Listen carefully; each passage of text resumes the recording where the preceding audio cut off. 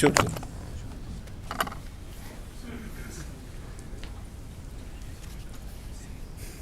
نحمدہ و نصلی و نسلم علی رسول الکریم. اما بعد فاعوذ باللہ من الشیطان الرجیم. بسم اللہ الرحمن الرحیم. انما یرید اللہ لیذہب عنکم الرجس اہل البیت ویطہرکم تطہیرا. صدق اللہ مولانا العظیم وصدق رسولہ النبی الامین الکریم ونحن علی ذلک من الشاہدین والشاکرین والحمد للہ رب العالمین. سبھی حضرات سرکار دو عالم صلی اللہ علیہ وآلہ وسلم کی بارگاہ میں ہدیت السلام پیش کریں. الصلاۃ والسلام علیک یا رسول اللہ، الصلاۃ یا نبی اللہ، الصلاۃ والسلام علیک یا حبیب اللہ وعلی آلک و صحابک یا رحمت للعالمین. حضرات گرامی، اتفاق سے گزشتہ 11ویں شی پر میں لندن میں تھا، لیکن اتوار کے دن جس دن 11ویں شی کا شام کو پروگرام تھا، مجھے پاکستان سے اطلاع ہے کہ میری بڑی ہمشیرہ ان کا انتقال ہو گیا. تو میں پھر چلا گیا تھا اور ساتھیوں سے کہہ گیا تھا کہ بلا شاہ صاحب کی خدمت میں عرض کر دینا کہ میری مجبوری اس لیے میں جا رہا ہوں.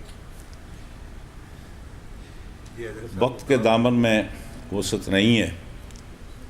2-3 باتیں تھیں جن کی وضاحت کرنا بہت از حد ضروری تھی. گزشتہ دنوں میں ایک بریڈ فورڈ کے مفتی صاحب، وہ مفتی کی یا کلمے کی نہیں نسبت کی ہے، ہاں جی، انہوں نے غور افشانی فرمائی. حضور مولا کائنات حضرت علی کرم اللہ وجہ الکریم کی بارگاہ میں انتہائی گھٹیا قسم کا ایک کلمہ استعمال کیا. ہماری بدقسمتی یہ ہے کہ تمام انبیاء کرام ہمارے ایمان کے اجزاء ہیں. یقیناً نبیوں کے درمیان فرق مراتب ہے. قرآن میں اللہ تعالیٰ خود بیان فرماتا ہے تلک الرسل فضلنا بعضهم علی بعض. یقیناً ہمیں ان فرق مراتب کا خیال رکھنا ہے، لیکن کسی نبی کی عظمت کو بیان کرتے ہوئے ایسا انداز اختیار کرنا کہ دوسرے کسی نبی کی توہین کا پہلو نکلتا ہو تو بندہ کافر ہو جاتا ہے. چونکہ انبیاء کرام کی آپ کی جو ذات ستودہ صفات ہیں، انبیاء کرام ذوات شریفہ ہیں، وہ ہمارے عقیدے کا جز ہیں. اسی طریقے سے سرکار کے صحابہ کرام میں فرق مراتب ہے، اور ان کے فرق مراتب کو قرآن نے بیان کیا، سرکار نے بیان کیا. یقیناً سبھی یکساں نہیں ہیں، گر فرق مراتب نہ کنی زندگی کی، لیکن اس فرق مراتب کو بیان کرنے کے لیے کسی کی عظمت بیان کریں اور اس انداز سے کہ کسی دوسرے صحابی کی توہین کریں، تو یہ نہ ہمارا یہ عقیدہ ہے، نہ قرآن اس کی اجازت دیتا ہے، نہ حدیث. اور یقینی طور پہ ایسا کرنے والا وہ اس کا سنیت سے کوئی تعلق نہیں ہے. وہاں بریڈ فورڈ میں تفصیل کے ساتھ میں نے اس کا جواب دیا 2 قسطوں میں، اور ایک قسط بھی وہاں کی باقی ہے. ابھی گزشتہ ہفتے کی بات ہے، میرپور میں کچھ لوگوں نے جلسے کا اہتمام کیا.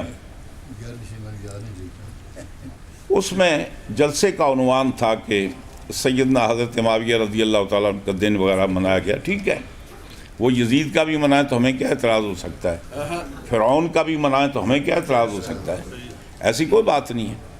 لیکن جو اشتہار لکھا گیا، اس اشتہار کے اندر حسنین کریمین کی توہین کی گئی، اور اس میں یہ کہا گیا کہ حضرت معاویہ رضی اللہ تعالیٰ عنہ حسنین کریمین کے پیر و مرشد ہیں. ہاں جی، یعنی وہ ان کے پیر و مرشد ہیں. تو جو شخصیت حسنین کریمین کی پیر و مرشد ہو تو اس کا مقام کتنا رفع والا ہے. یقینی طور پر حضور کے جتنے صحابہ کرام ہیں، تمام صحابہ کرام، ہم سب کی عزت کرتے ہیں، سب کا احترام کرتے ہیں، اور سب کے بارے میں ہم کف لسان کرتے ہیں. اگر ہم اچھی بات نہیں کر سکتے تو کم از اس کا التزام کرتے ہیں کہ کسی کے بارے میں توہین آمیز کلمہ نہ کہیں، ہلکی بات نہ کریں. بات ایک میں آپ کو سمجھانا چاہتا ہوں. سیدنا حضرت ابوبکر صدیق رضی اللہ تعالیٰ عنہ خلیفہ راشد ہیں نا، میں آپ سے پوچھ رہا ہوں، کیا قرآن نے کہیں ان کو خلیفہ راشد کہا ہے یا سرکار نے کہا ہے؟ تو پھر آپ کیسے کہتے ہیں خلیفہ راشد ہیں؟ حضرت عمر فاروق خلیفہ راشد ہیں یا نہیں؟ حضرت عثمان غنی خلیفہ راشد ہیں یا نہیں؟ حضور مولا کائنات خلیفہ راشد ہیں، امام حسن مجتبیٰ، ان میں سے کسی کو بھی سرکار نے خلیفہ راشد کہا ہے؟ قرآن نے کہیں کہا ہے؟ تو پھر آپ کو یہ کیسے پتا چل گیا کہ یہ خلفائے راشدین ہیں جی؟ نمبر 1۔ نمبر 2، تمام عقائد اہل سنت کی کتابوں کے اندر یہ بات واضح طور پر درج ہے کہ سرکار دو عالم صلی اللہ علیہ وسلم کے بعد صحابہ کرام میں جو افضل ترین طبقہ ہے وہ خلفائے راشدین کا جی۔ یہ عقیدہ آپ نے کہاں سے نکالا جی؟ کہیں قرآن میں ہے کہیں یا حدیث میں کہیں حضور نے فرمایا کہ میرے بعد سب سے افضل خلفائے راشدین ہیں؟ جب سرکار کی وہ عشرہ مبشرہ کی حدیث مسلم شریف کے اندر موجود ہے کہ جس میں 10 صحابہ کا ذکر کیا کہ یہ جنتی ہیں، اب آپ نے ان 10 میں سے 4 کو کیسے سلیکٹ کیا جی؟ اور ان کو ان پر افضل آپ نے کیسے کہا جی؟ حضور نے تو 10 کے لیے کہا کہ یہ جنتی ہیں، تو پھر آپ کو کس نے بتایا کہ یہ 4 ان سے افضل ہیں؟ میں بتاتا ہوں، یقیناً یہ خلفائے راشدین ہیں اور اپنے ماں سوا سے یقیناً افضل ہیں، لیکن یہ خلیفہ راشد بنے کیسے؟ اصل قصہ اور ہے کہ سرکار کی حدیث ہے جس کے راوی حضرت سفینہ رضی اللہ تعالیٰ عنہ ہیں۔ حضور نے یہ بات ارشاد فرمائی کہ میرے بعد 30 سال خلافت راشدہ ہوگی، ثم تکون ملکن عدودا، اس کے بعد پھر ملوکیت ہوگی، یعنی حضور نے فرمایا کہ میرے بعد 30 سال خلافت راشدہ ہوگی، اس کے بعد ملوکیت ہوگی۔ اب ہم نے اس حدیث سے معلوم کیا کہ ان 30 سال میں حضرت ابوبکر صدیق خلیفہ ہوئے، لہٰذا وہ خلافت راشدہ میں خلیفہ ہوئے، لہذا وہ خلیفہ راشد ہیں۔ اس پیریڈ میں حضرت عمر فاروق خلیفہ ہوئے ہیں، لہذا خلیفہ راشد ہیں۔ اس پیریڈ میں 30 سال کے اندر حضرت عثمان غنی خلیفہ ہوئے ہیں، لہذا خلیفہ راشد ہیں۔ اس پیریڈ کے اندر حضور مولا کائنات آپ نے خلافت کو زینت بخشی، آپ خلیفہ راشد ہوئے۔ اس پیریڈ کے اندر حضرت امام حسین علیہ السلام 6 مہینے اور کچھ دن، آپ حضرت امام حسن علیہ السلام 6 مہینے اور کچھ دن اس منصب پر فائز رہے۔ تو ہمیں اس پیریڈ نے بتایا کہ اس 30 سال کے عرصے میں جو خلیفہ ہو وہ خلیفہ راشد ہے، اور وہاں سے ہم نے یہ عقیدہ بنایا کہ بے شک عشرہ مبشرہ 10 ہیں، لیکن حضرت عبد الرحمن ابن عوف کو حضور کی جانشینی کا شرف حاصل نہیں ہوا، حضرت طلحہ کو، حضرت زبیر کو، حضرت سعد بن وقاص کو، حضرت ابو عبیدہ بن جراح کو، حضرت سعد بن وقاص کو، حضرت سعید بن زید کو، یہ جو باقی بچتے ہیں نا 6، ان کو سرکار کی جانشینی کا شرف حاصل نہیں ہوا، لہٰذا ان 4 کو ہوا۔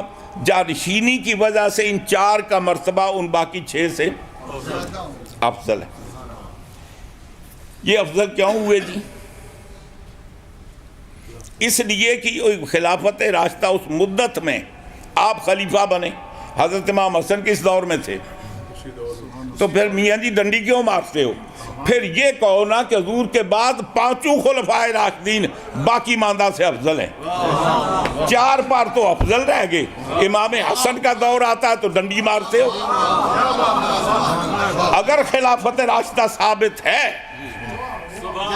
وہ ثابت ہیں، تو یقیناً امام حسن بھی خلیفہ راشد ہیں۔ اگر خلفائے راشدین کی افضلیت ثابت ہے تو یقیناً حضرت امام حسن کی خلاف ان کی بھی افضلیت ثابت ہے۔ وہاں ڈنڈے مارنے کی ضرورت کیا ہے؟ نمبر اور 10 کے بارے میں سرکار نے یہ بشارت دی نا، ابو بکر فی الجنہ ہیں جی، عمر فی الجنہ، عثمان فی الجنہ، علی فی الجنہ، طلحہ فی الجنہ، زبیر فی الجنہ، عبد الرحمن ابن عوف فی الجنہ، سعد ابن وقاص فی الجنہ، ابو عبیدہ ابن جراح فی الجنہ، حضرت سعید بن زید فی الجنہ، ان سب کو جنتی کہا نا۔ امام حسن کے بارے میں سرکار فرماتے ہیں الحسن والحسین سیدہ شباب اہل الجنہ۔ اب میں آپ کو بتاتا ہوں حاکم اور محکوم کبھی برابر ہوئے؟ وہ جن کی افضلیت میں تم شک کرتے ہو جنتی نہیں، وہ تو ان کے حاکم ہیں، جنتیوں کے سردار ہیں۔ جو حاکم محکوم میں فرق ہوتا ہے،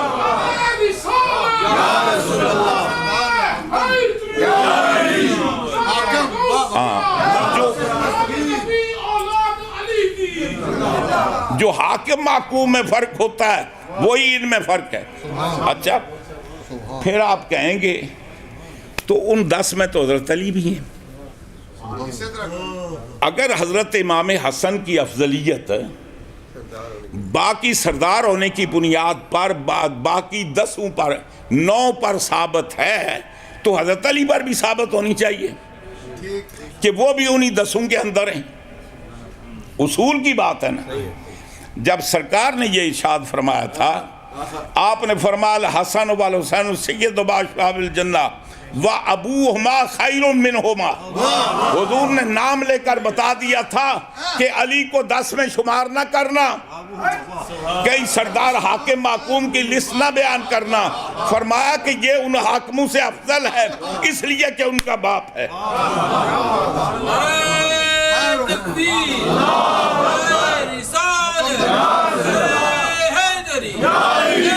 حضرت علی کی تخصیص سرکار نے فرما دی نا۔ اب یہاں آگے چلتے ہیں۔ یہ کہتے ہیں کہ حضرت امام حسن مجتبیٰ نے حضرت معاویہ رضی اللہ تعالیٰ عنہ کی بیعت کر لی تھی۔ میں آپ کو سمجھاتا ہوں بیعت کیسے کی تھی، بیعت کے اسباب کیا تھے۔ میں آپ سے ایک بات پوچھتا ہوں، جب حضور مولا کائنات جنگ صفین میں تشریف لے گئے، شامیوں کو شکست کے قریب معاملہ پہنچ گیا، گھوڑے منگا لیے گئے فرار ہونے کے لیے، اشتر خیموں کے قریب پہنچ گیا، ادھر حضور مولا کائنات کی جماعت میں سے ایک جماعت اٹھی، انہوں نے کہا کہ انہوں نے قرآن نیزو پر اٹھائیں، وہ قرآن کا فیصلہ چاہتے ہیں، جو قرآن نیزو پر اٹھائے ہم اس کے خلاف تلوار نہیں اٹھاتے۔ حضور مولا کائنات فرماتے ہیں میں ان کو بچپن سے جانتا ہوں، یہ جتنے قرآن والے ہیں نا میرا بچپنا ان کے ساتھ گزرا، میں بچپن سے جانتا ہوں، یہ فریب ہے، تم جنگ بند نہ کرو۔ لیکن پھر کیا ہوا؟ اب جب جنگ لڑنے والے ہی سارے کافی، تو حضرت علی کیا کرتے جی؟ حضرت علی نے خوشی سے تحکیم قبول کی یا مجبور ہو کر؟ تاریخ پڑھے نا، خوشی، آپ کی رائے تو قبول کرنے کی نہیں تھی، آپ نے جو حکمین کا معاملہ قبول کیا خوشی سے کیا مجبور ہو کر کیا؟ جب مجبور ہو کر کیا تو اس فعل کے فاعل علی نہیں ہے، کوئی اور ہے۔ یہ بات ذہن میں رکھیے۔ ایک اور بتاتا ہوں، حضور مولا کائنات شہید ہو گئے، حضرت امام حسن مجتبیٰ، حضور مولا کائنات کا پروگرام تھا کہ ان خارجیوں سے فارغ ہو کر پھر ہم 2 ہاتھ کرتے ہیں شامیوں سے، لیکن زندگی نے وفا نہ کی، خارجیوں کے ہاتھوں آپ نے جام شہادت نوش فرمایا، وہ آپ کا ادھورا کام امام حسن نے پورا کیا۔ حضرت امام حسن کوفے سے باقاعدہ تیاری کر کے، وہ فوج کی تعداد 60,000 تھی یا 1,20,000 تھی، جو بھی تھی، جنگ کے ارادے سے حضرت امام حسن مجتبیٰ کوفے سے نکلے، کہاں پہنچے؟ مدائن میں۔ وہاں جب پہنچے تو وہاں نتیجہ یہ ہوا، وہ جو حضرت علی کو چھوڑ کر گئے تھے نا، حضرت علی کو چھوڑ کر گئے تھے خوارج، وہ انہی کی پارٹی کے ادھر بھی تھے۔ اب نتیجہ یہ ہوا، ناج البلاغہ کے اندر آپ کا خطبہ موجود ہے. اپنے ساتھیوں سے کہتے ہیں میں جب اٹھنے کے لیے کہتا ہوں تو تم اٹھتے نہیں ہو، جب چلنے کے لیے کہتا ہوں تو تم چلتے نہیں ہو، جب میں تمہیں تلوار اٹھانے کے لیے کہتا ہوں تلوار نہیں اٹھاتے، اللہ تم پر لعنت بھیجے. اپنی پارٹی پر، پارٹی وہ ہوتی ہے جو وفادار ہو، بے وفا ہو تو اس کو اپنی پارٹی نہیں کہتے. جماعت وہ ہوتی ہے جو جماعت کے ساتھ پابند ہو کر چلے، جو جماعت کے ساتھ غداری کرے وہ پارٹی اپنی نہیں ہوتی. جنگ کے لیے چلے، تیاری پوری کر کے مدائن میں پہنچے. مدائن میں یہ ہوا کہ آپ نماز پڑھ رہے ہیں، آپ کے اپنے ساتھیوں نے، اپنی فوج کے افراد نے پاؤں کے نیچے سے مسلح کھینچ لیا. نہ صرف یہ کہ مسلح کھینچا، ایک ناہنجار نے تیر مارا، آپ کے ایڑی پر لگا، ایڑی زخم ہوگی، 3 مہینے صاحب فراش رہے. یہ مسالت سے پہلے معاملہ ہوا یا بعد میں ہوا؟ یہ پہلے کا ہے نا. آپ نے سمجھ لیا تم نے میرے باپ کے ساتھ وفا نہیں کی، میرے ساتھ تم وفا نہیں کرتے ہو، میں بھی تمہیں ایسے کے آگے چڑھاتا ہوں نا، پھر تمہیں ساری معاملہ سیدھا ہو جائے گا. وہ جو آپ نے خلافت دی تھی وہ ان ناہنجاروں سے انتقام لینے کے لیے. جی میں میرے تے راضی نہیں ہونا تو پھر تو آپ نے مجبور ہو کر فرمایا کہ تمہیں سزا ملنی چاہیے. میرے جیسا علی متبع تو سزا نہیں دے سکتا، ہم نے سزا دینا سیکھا ہی نہیں. میں سزا نہیں دے سکتا، یہ کسی کا اور کا وطیرہ ہو سکتا ہے. اب میں تمہیں کیسے کرتا ہوں، حکومت چھوڑتا ہوں.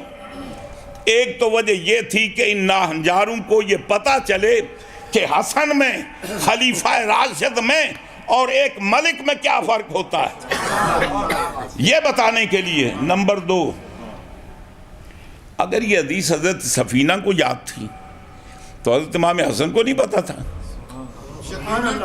آپ جانتے تھے نا، آپ اس لمٹ سے آگے نہیں جانا چاہتے تھے.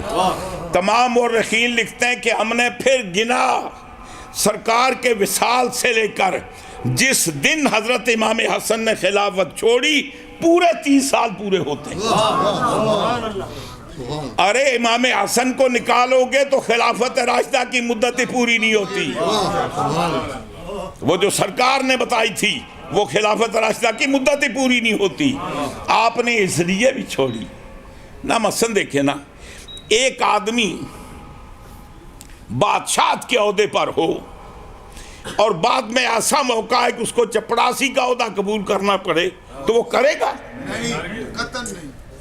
با خلیفہ راشد ہو کر، سرکار کا جانشین ہو کر وہ ملک کیسے ہو سکتا ہے، وہ بادشاہ کیسے ہو سکتا ہے؟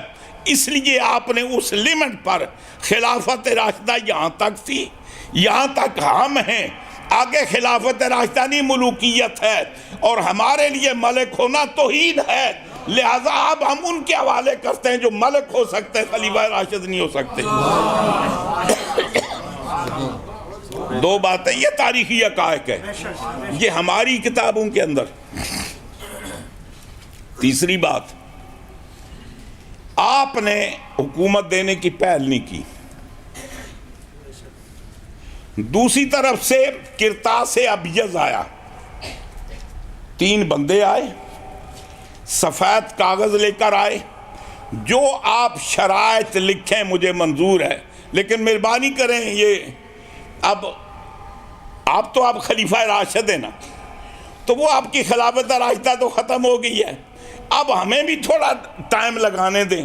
تو مہربانی فرمائیں جو شرائط چاہیں ان شرائط پر حکومت میرے حوالے کر دیں. آپ نے 10 شرائط لکھے یا 12 لکھے، علی اختلاف روایات.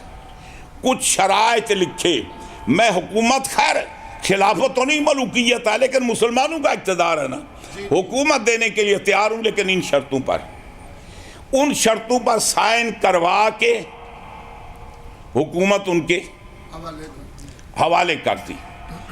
تو اصل بیعت لینے والا کون ہے اور دینے والا کون ہے؟ خود امام حسن علیہ السلام جب آپ کسی کے پاس بیعت ہونے اقرار کرتے ہیں تو کوئی منصب آپ کو دیا جاتا ہے تو کب دیا جاتا ہے؟ یہ جب نوکری نہیں تلاش کرتے، یہ جاتے ہیں، فارم فل کرنا پڑتا ہے، اس میں کچھ کنڈیشنز ہوتی ہیں، کچھ رول ریگولیشن ہوتے ہیں، وہ آپ ان کا بیعت لے رہے ہیں یا ان کی بیعت کر رہے ہیں دینے والوں کی؟ امام حسن، اقتدار تو امام حسن کے ہاتھ میں تھا نا، آپ نے بیعت لے کر اقتدار حوالے کر دیا۔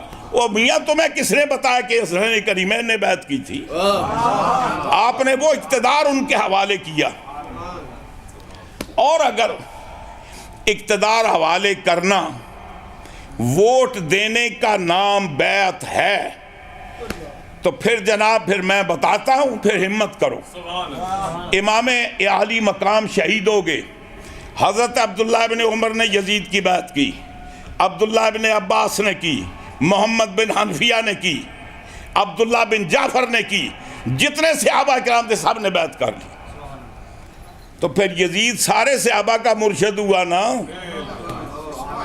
اگر بیعت کرنے کا معنی یہ پیر بننا ہے تو پھر جس نے یزید کی بیعت کی پھر یزید کیا ہوا؟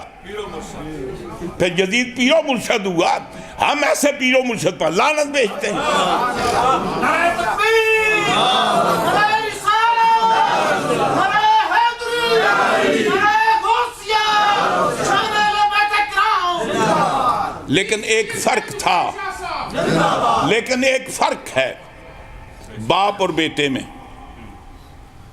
باپ اور بیٹے میں ایک فرق ہے کہ باپ کو اس قابل سمجھا، حکومت اس کے سپرد کر دی، چاہے وہ خلافت نہیں تھی، ملوکیت تھی، بیٹے کو اس قابل نہیں سمجھا، سر دے دیا، اس کی بات کو قبول نہیں کیا۔ یہ فرق تو حسنین کریمین کے نزدیک ہے نا باپ بیٹے میں، ہمیں بھی وہی فرق باقی رکھنا ہے۔ یزید لعنتی ہے، جتنی نکال سکتے ہیں نکالیں۔ اب حضرت معاویہ رضی اللہ تعالیٰ ان کو دامن صحابیت نے بچا رکھا ہے، چونکہ وہ صحابی ہیں، اور کسی کا صحابی ثابت ہونے کے لیے روایات شہرت کافی ہیں، کفر کے لیے دلائل قطعیہ کی ضرورت ہے۔ تو اس لیے کم از کم ہم ان کا ادب کرتے ہیں، احترام کرتے ہیں، صحابی رسول ہیں، لیکن ہم حسنین کریمین کا مرشد ماننے کے لیے تیار نہیں ہیں۔ ہاں جی۔ اور پھر صحابہ کرام کے بھی فرق مراتب ہیں۔ وہ اس کیٹاگری کے صحابی ہیں جو صحابہ میں آخری کیٹاگری ہے، لاسٹ، فتح مکہ کے بعد، فتح مکہ کے بعد کی بات ہے۔ ایک اور آپ کو بات بتاؤں، عام طور پر یہ کہتے ہیں کہ حضرت معاویہ رضی اللہ تعالیٰ عنہ کے بارے میں کہتے ہیں کہ وہ تمام مومنوں کے کون ہیں؟ ماموں۔ انہوں نے مامون نہ، اگر وہ ماموں ہیں تو پھر یزید کیا ہوا؟ ماموں زاد پائی ہے نا، ہاں ماموں ہیں، خال المومنین ہیں، مومنوں کے خالو ہیں۔ اچھا، ایک بات کاتب وحی ہیں، یہ دو باتیں نا۔ سرکار دو عالم صلی اللہ علیہ وسلم نے جب حضور کا وصال ہوا تو آپ کے حرم میں 9 بیویاں تھیں، 2 کا انتقال یا 3 کا حضور کی زندگی میں ہوا۔ ٹوٹل جو حضور نے شادیاں فرمائی، بعض نے 11 لکھی، بعض نے 13 لکھی، ہم 11 ہی کر لیتے ہیں۔ وہ سرکار کی ازواج مطہرات ہیں۔ تو پھر کبھی آپ نے کسی ملا کو دیکھا کہ محمد ابن ابوبکر کو کہا ہو یہ مومنوں کا ماموں ہے؟ نہیں آکھے جناب۔ کبھی عبد الرحمن ابوبکر کو کہا کہ یہ مومنوں کے ماموں ہیں؟ وہ کسی کو نہ کو، عبداللہ ابن عمر کو تو کہہ دیا ہوتا، کم از کم۔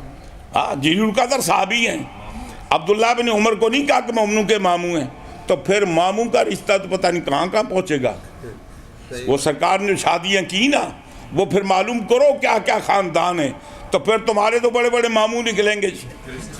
ہاں جی، بڑے بڑے ماموں پیدا ہوں گے، جبکہ تمام محدث مفسرین کا اتفاق ہے کہ سرکار کی ازواج مطہرات مائیں ہیں، حقیقی ماں کی طرح نہیں ہیں۔ وہ صرف 2 وجہ سے مائیں ہیں، 2 وجہ سے، ایک احترام کی وجہ سے، ان کی رسپیکٹ اس سے کہیں بڑھ کر ہے جتنی اپنی حقیقی ماں کی ہے۔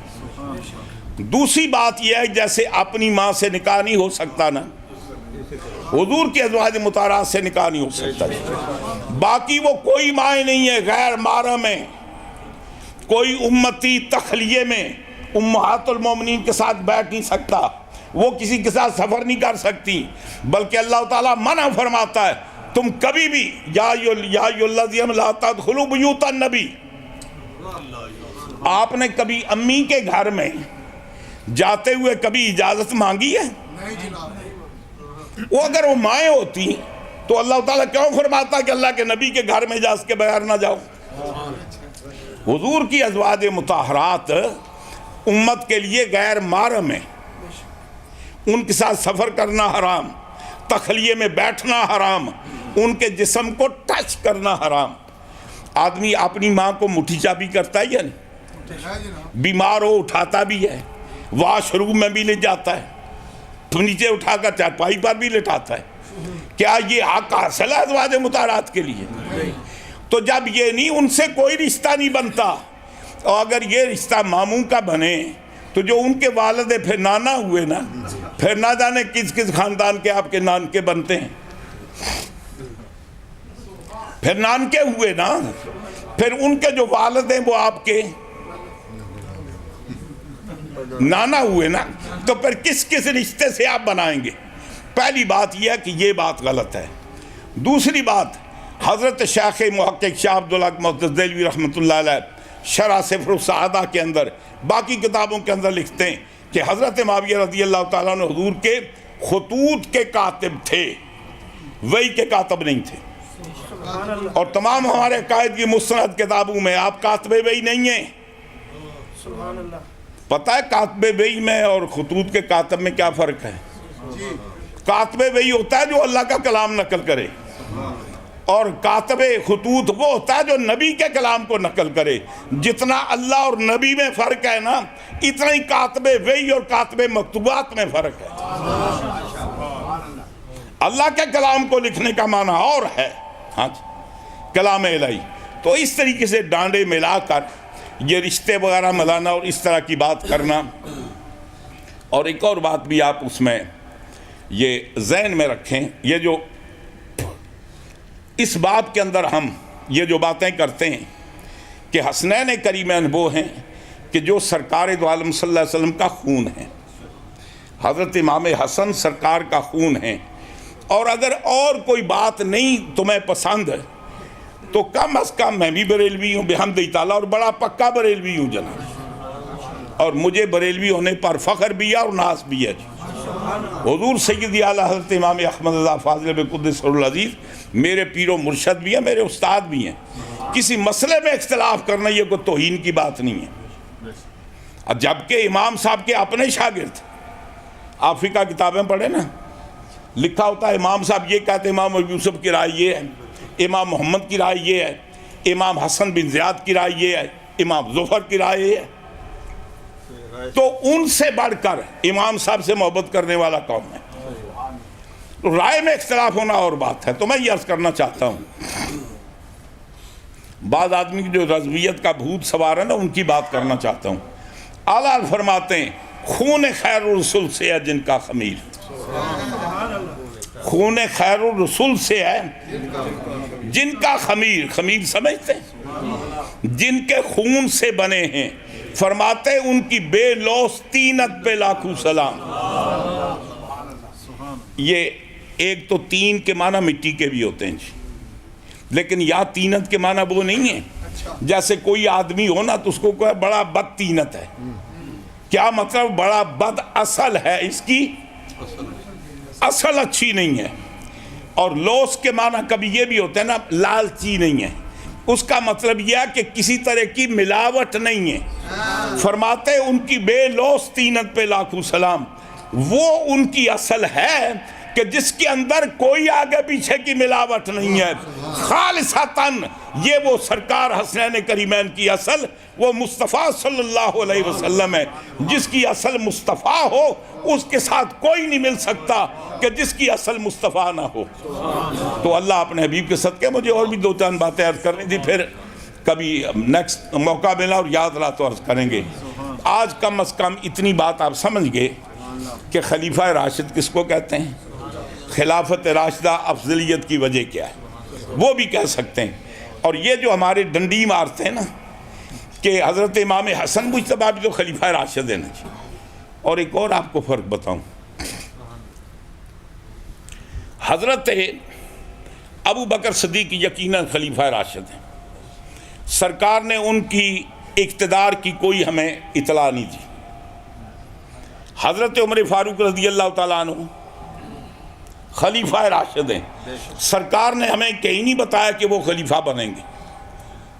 وہ اگر کسی کے ذہن میں حدیث ہو نا کہ حضور کی بارگاہ میں عرض کیا کہ یا رسول اللہ ہمارے لیے کوئی امیر مقرر کر دیں، حضور فرماتے ہیں فَإِنْ أَمَّرْتُ عَلَيْكُمْ ثُمَّ عَصَيْتُمُوا وَلَعُذِّبْتُمْ، اگر میں کسی کو تم پر امیر مقرر کروں پھر تم اس کی نافرمانی کرو تم پر اللہ کا عذاب نازل ہوگا۔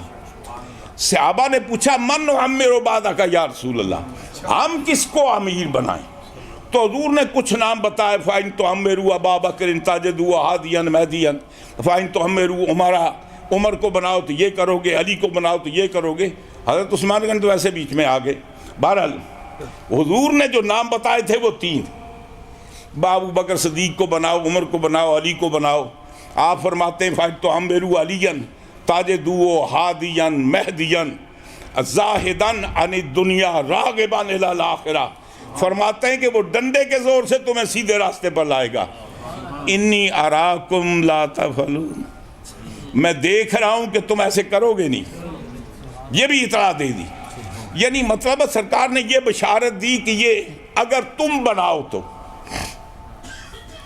امام حسن مجتبیٰ وہ ہیں کہ جن کی امارت کی بشارت سرکار نے دی، ابنی ھذا سید یصلح بین الفئتین العظیمتین من المسلمین، مسلمانوں کی 2 بڑی جماعتوں میں اصلاح کرائے گا۔ اصلاح کون کرا سکتا ہے؟ ان کی خلافت کی خبر تو سرکار نے عطا فرمائی ہے، ان کی خلافت کی سرکار نے خبر بتائی ہے۔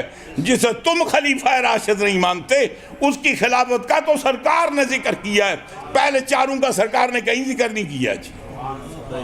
حضرت امام حسن کا ذکر کیا اور ہم ڈنڈی مار جاتے ہیں جی، آگے نکل جاتے ہیں۔ افضلیت کا مسئلہ آتا ہے امام حسن کو چھوڑ کر، وہ اصحاگر صحابہ میں جب وہ خلیفہ راشد بنے تو نابالغ تھے۔ تو آج کم از کم آپ یہ بات سمجھ گئے کہ خلافت راشدہ کس کو کہتے ہیں، خلیفہ راشد کون ہوتا ہے۔ اللہ اپنے حبیب کے صدقے فضل و کرم فرمائے۔ یہ انتہائی توہین آمیز بات ہے کسی ایک کی فضیلت کو بیان کرتے ہوئے دوسرے کے آدمی توہین کرے۔ اللہ تعالیٰ میں اس سے بچائے۔